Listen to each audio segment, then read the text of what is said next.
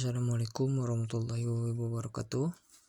Perkenalkan, nama saya Nadi Supandi dari Teknik Industri semester 4 kelas karyawan dengan NIM 41037003221014. Terima kasih kepada dosen pengampu Ibu Fidra Rahmagar SPD MPD yang telah memberikan tugas materi mengenai ujian akhir semester. Di sini saya akan membahas mengenai teori perilaku konsumen dan teori produksi. Selanjutnya, apa sih yang dimaksud dengan teori perilaku konsumen itu? Teori perilaku konsumen yaitu alasan para konsumen untuk membeli lebih banyak barang atau jasa pada harga yang lebih rendah dan menguranginya pada saat harga tinggi.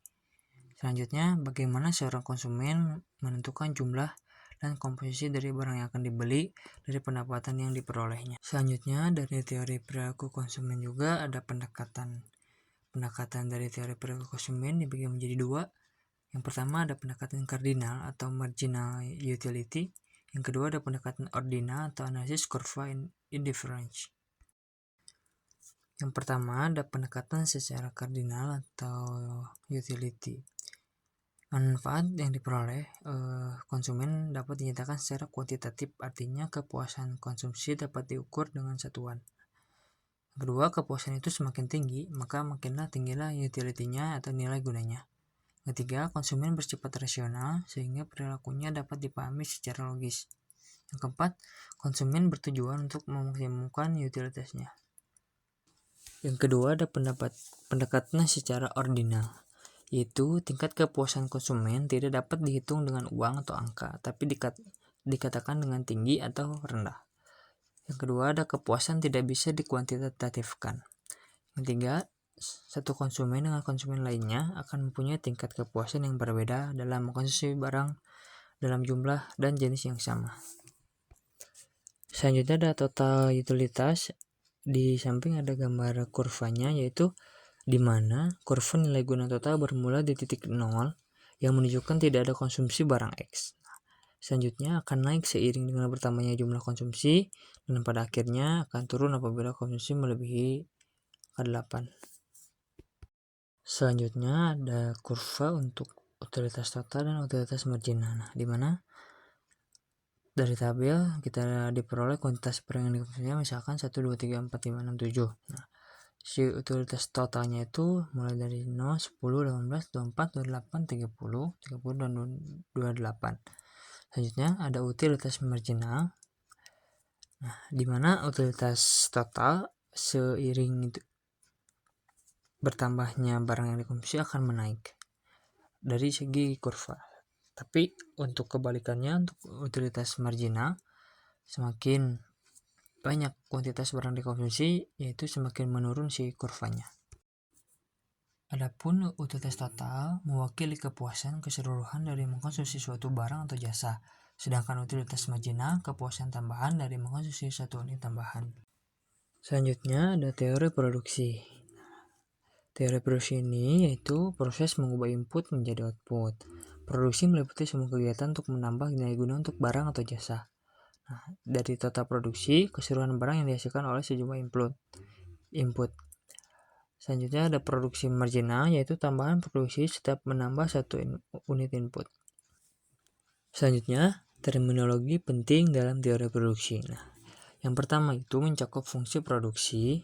Yang kedua, jangka waktu analisis. Yang ketiga, ada biaya produksi minimum. Yang keempat, ada perusahaan dan industri. Adapun fungsi produksi, yaitu fungsi produksi menunjukkan hubungan antara faktor-faktor produksi atau input dan tingkat produksi yang diciptakan atau output, yaitu Q F dikali L R RT, yaitu Q berupa output kebutuhan modal, L tenaga kerja, R kekayaan alam, dan T teknologi. Selanjutnya ada jangka waktu produksi. Nah, dari jangka waktu produksi ini dibagi menjadi dua, yaitu jangka pendek atau short run, yaitu jangka waktu ketika input variabel dapat disesuaikan namun input tetap tidak dapat diubah. Yang kedua ada jangka panjang atau long run, merupakan suatu waktu di mana seluruh input variabel maupun tetap untuk yang digunakan perusahaan dapat diubah.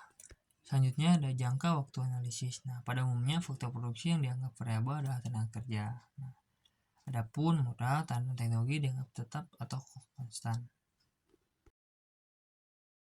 Selanjutnya, apa sih hubungan perusahaan dan industri? Nah, jika tenaga kerja terus-menerus ditambah, mulanya produksi total akan semakin banyak tambahannya, tetapi sudah mencapai tingkat tertentu, produksi tambahan akan semakin berkurang dan akhirnya negatif, dan ini menyebabkan tambahan produksi total semakin lambat, dan akhirnya ia mencapai tingkat yang maksimum untuk kemudian menurun. Selanjutnya ada jenis produksi dalam teori produksi. Yang pertama adalah produk total atau total produk, yaitu keseluruhan output yang dihasilkan dari hasil penggunaan sejumlah faktor produksi tertentu. Yang kedua ada produk rata-rata atau average product, yaitu produksi yang dihasilkan oleh satu orang tenaga kerja atau input variabel. Yang ketiga ada produk marginal, yaitu marginal produk, yaitu tambahan produk yang diakibatkan oleh bertambahnya seorang tenaga kerja dan sebaliknya. Selanjutnya ada kurva produksi total, produksi rata-rata, dan produksi marginal, di mana tahap 1 menunjukkan tenaga kerja yang masih sedikit. Apabila ditambah akan meningkat total produksi. Jadi produksi rata-rata dan produksi marginal. Tahap 2, produksi total terus meningkat sampai produksi optimum, sehingga produksi rata-rata menurun dan produksi marginal menurun sampai titik nol. Tahap ketiga, penambahan tenaga kerja menurunkan total produksi dan produksi rata-rata, sedangkan produksi marginal negatif.